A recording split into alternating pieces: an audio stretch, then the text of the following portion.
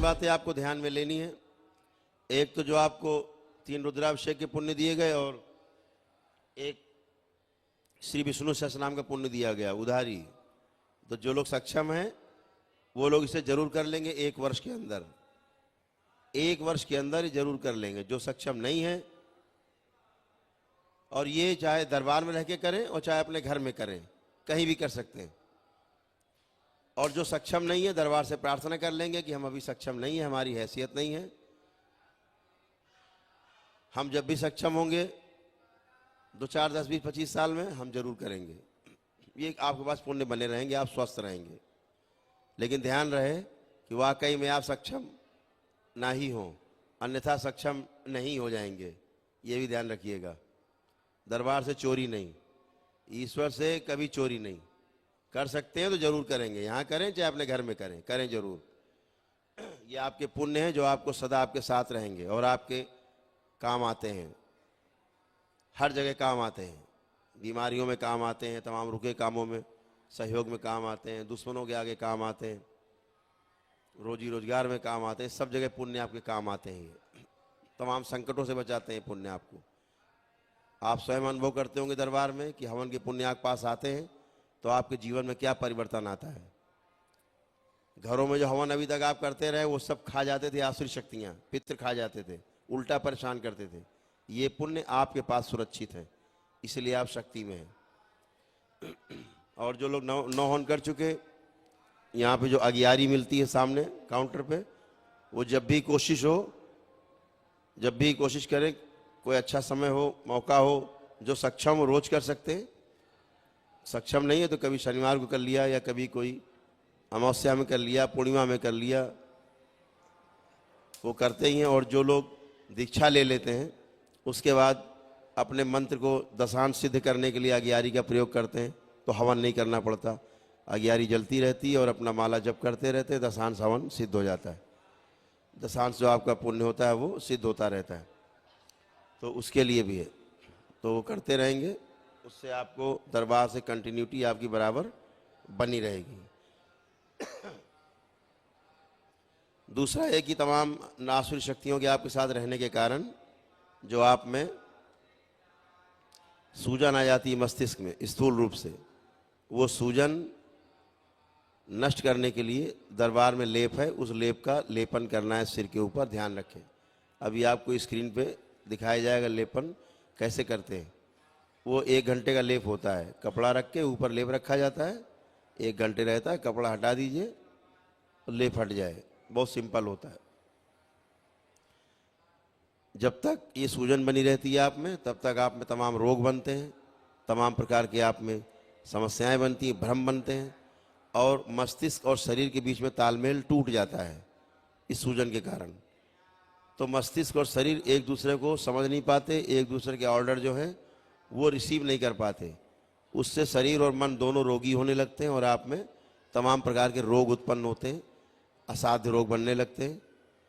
बुखार से लेकर के कैंसर और एड्स तक रोग इसी मस्तिष्क के भ्रमित होने के कारण ही बनते हैं। अभी तक ऐसी कोई दवा भी नहीं बनी पृथ्वी पे जो आपके मस्तिष्क की सूजन दूर कर दे, या ऐसी भी कोई दवा नहीं बनी अभी। भ्रमित मत होना न्यूरोग वालों चक्कर फंस के कि टिकिया खा लेंगे तो सूजन चली जाएगी। ऐसी कोई दवा बनी नहीं संसार में आज तक जो दिमाग तक चली जाती हो, ये ध्यान रखिएगा। तो मस्तिष्क की सूजन दूर करने के लिए डॉक्टर बोलते हैं सर्जरी करेंगे, दिमाग फाड़ेंगे आपका। सूजन फिर भी नहीं जाती, घटने के बजाय और बढ़ जाती है। तो इन सब से बचने के लिए लेपन करेंगे 3 माह का। जो लोग मारपीट, तोड़फोड़, उठापटक करते रहे हों, गाली गलौज करते रहे, पागलपन की स्मृतियाँ रही हों सब में, वो लोग 6 माह का लेपन करेंगे। जिनको ब्रेन स्ट्रोक वगैरह लगे रहे हों, हार्ट अटैक्स वगैरह आए हों, लकवा लगा हुआ हो, तो वो 6 माह का लेपन करेंगे। जो बच्चे ऑटिज्म का शिकार हैं, असाध्य रोग, जो संसार में इसकी दवा नहीं बनी, ठीक नहीं होते, वो दरबार में आकर के स्वस्थ होते हैं अपने आप। तो उनके लिए लेपन 1 वर्ष से कम 1.5 वर्ष तक चलता है, जैसी स्थिति होती है। क्योंकि माँ के गर्भ में ही उनका मस्तिष्क विकारग्रस्त हो जाता है, मस्तिष्क बन नहीं पाता पूरा माँ के गर्भ में। तो लेपन करते करते करते धीरे धीरे बच्चे में डेवलपमेंट होते हैं। वो बच्चे बोल नहीं पाते हैं और मारपीट करते हैं, तोड़फोड़ करते हैं, उठापटक करते हैं, अपना सर खुद फोड़ लेते हैं। अपना सर दीवार में मारेंगे, जमीन में पटकेंगे, या ऐसे बच्चे हेलमेट पहना के रखे जाते हैं घरों में, तो इनका लेपन ज़रा लंबे समय तक चलता है। जो लोग पागल रहे उनका लेपन 6 माह तक। तो इतनी बात आपसे कहनी है। बाकी आपके सभी काल सर्प दोष कट गए हैं। आप आंख बंद करके देखेंगे तो कोई सर्प भी आपको नहीं दिखेगा, कोई नकारात्मक इच्छा नहीं आपके अंदर हो रही, दुश्मन के लिए भी नहीं हो रही। आप चेक करते जाएं। भूतकाल का द्वार बंद है आपका पूरी तरह, पीछे का कुछ देख नहीं सकते आप, जिसमें आपकी तमाम एनर्जी वेस्ट होती है, आपको कष्ट मिलते हैं, वो देख नहीं सकते। बच्चे मोबाइल चलाने की इच्छा खत्म हो गई है, मोबाइल चला उनको दीजिए, नहीं चलाएंगे। पढ़ने की इच्छा उनको हो रही है, अब वो पढ़ेंगे। ये सब बच्चों से पूछ सकते हैं आप। ऐसे तमाम जो शराब मांस खाने की इच्छा रखने वाले लोग थे, देख लें अपने अंदर कोई इच्छा नहीं हो रही है।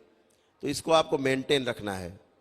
ये ध्यान रखना है कि जो भी दरबार ने आपको स्वच्छ करके दिया है, जैसे आपको कोई स्वच्छ करके चीज़ दी जाए, आगे स्वच्छ रखने की जिम्मेदारी आपकी होती है कि वो ऐसे ही स्वच्छ रखा जाए, विचारों की गंदगी अंदर ना आए।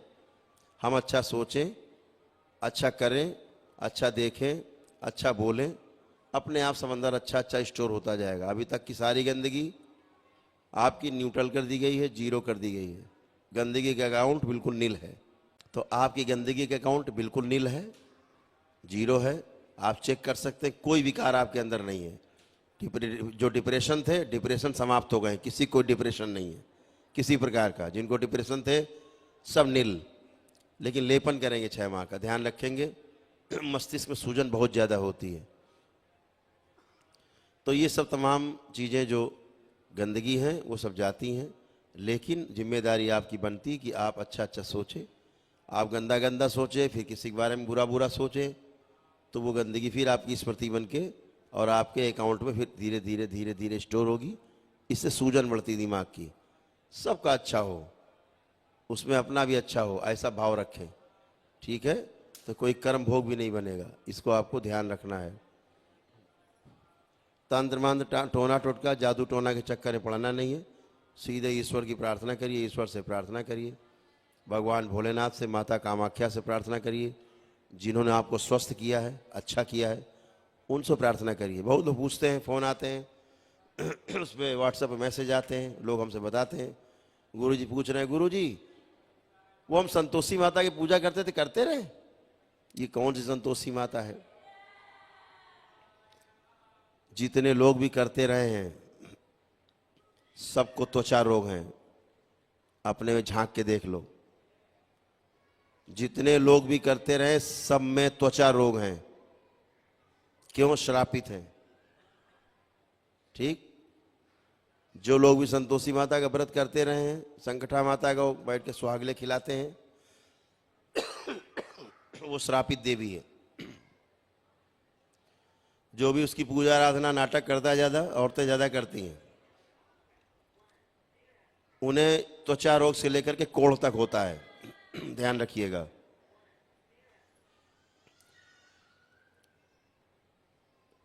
वो नींबू के रस का प्रयोग जरूर करें। नींबू रस, ठीक है? नींबू रस लिया करें तो चाहे 2 ही बूंद लें, ले लिया करें। नींबू का अचार बना के रखें, मुरब्बा बना के रखें नींबू का, थोड़ा नींबू ले लिया करें। संतोषी गई, केवल आप नींबू का रस लें और संतोषी डिलीट। समझ गए? ध्यान रखना है। तमाम देवी देवता श्रापित है इस कलयुग में।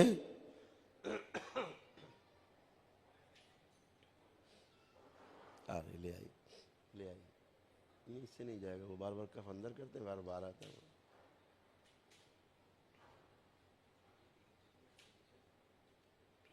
नीचे नहीं जाएगा। शरीर ऐसा है हमारा कि वो बाहर ही फेंकेगा, अंदर लेगा ही नहीं। तुम्हें कफ आ जाए, नीचे उतार जाओ, ले लेगा, हमें नहीं लेगा। आपको एक बड़ी पते की बात बताएं। दरबार के भक्त हो, बाबा के भक्त हो, आप में से तमाम लोग बाबा के शिष्य बनेंगे।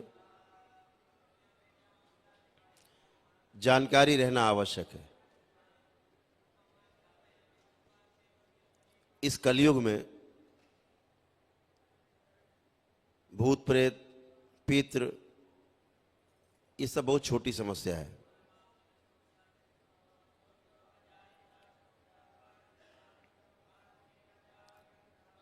ये खुद ही समस्याग्रस्त रहे हैं अपने समय में जब ये शरीर में थे। किन से रहे समस्याग्रस्त ये? श्रापित देवी देवताओं से। देख तो दरबार में तमाम देवी देवता आते हैं श्रापित। इनके पास विशाल शक्तियां हैं और इन श्रापित देवी देवताओं की जब पूजा आराधना आप करते हैं, अनुष्ठान करते हैं, ये आप सबकी ऐसी की तैसी करते हैं और आप में घुस के अपने भोग काटते हैं, अपने शक्तियों से आपको गुलाम बनाते हैं। ध्यान रखना, कभी मुक्त नहीं होगे, न प्रेत योनि से और ना ही 84 लाख योनियों से। चाहे जितने बड़े साधक हो आप, चाहे जितने बड़े आप साधक हो, शंकराचार्य हो आप, लेकिन श्रापित देवी देवताओं के चक्कर में आप फंसे, ये आपको मुक्त नहीं होने देंगे। जिंदा भी रहते आपके और मर जाने के बाद भी आपको अपना गुलाम बना के रखेंगे। इसलिए गलत पूजा पाठ से बचिए। जो तमाम पूजा करके पथरी देवी और चटरी देवी पूजा करके आप आए हैं, इनसे बचिए, नहीं नरक में जाएंगे सीधे। कोई बचाने वाला है नहीं, ध्यान रखना। बचाव का एक ही रास्ता है, समझदारी स्वयं की। इन श्रापित देवी देवताओं से बचो। तमाम महापुरुष भी कह गए, इन्हीं से भेंट करके किसी तरह निकल के गए हैं बेचारे, और बहुत तो फंसे रह गए, आज ही फंसे हुए हैं। जिनकी लोग पूजा करते हैं कि वो तो बुद्ध हो गए, वो तो भगवान हो गए, सब फंसे हुए। इसलिए इनसे बचना है। बहुत पूछते, गुरु जी वो वाली पूजा करते थे गांव में, कराएं जाके, वो हमारी कुल देवी थी, करो और फिर मरो, फिर से मरो, फिर दलदल में जाओ। आपको भोलेनाथ नहीं दिखते? आपको मां नहीं दिखती? जिन्होंने आपको स्वस्थ किया वो नहीं दिखते? जिनकी पूजा कर करके सड़ते रहे हो, मरते रहे हो, गलते रहे हो तुम पूरा परिवार सहित, फिर से उन्हीं की पूजा? ये स्मृतियां हैं आपके अंदर गंदी, उन्हीं की, जो आपको पुनः घसीटने का प्रयास करेंगी। हमेशा संकल्प करो ऐसी स्मृतियां नष्ट कर दी जाएं जो हमें पिछले पूजा पाठ की ओर घसीटती हैं। समझ गए आप लोग? इनसे बचना है।